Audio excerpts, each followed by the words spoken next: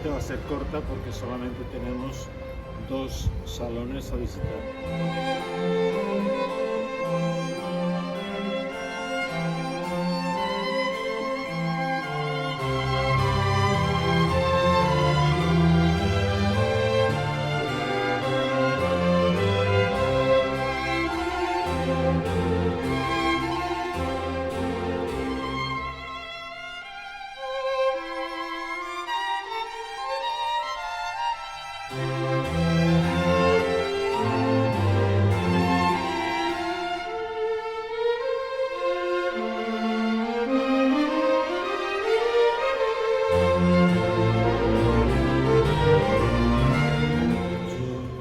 Una en Novelda, otra en Carcaixent. Se acogía a las visitas.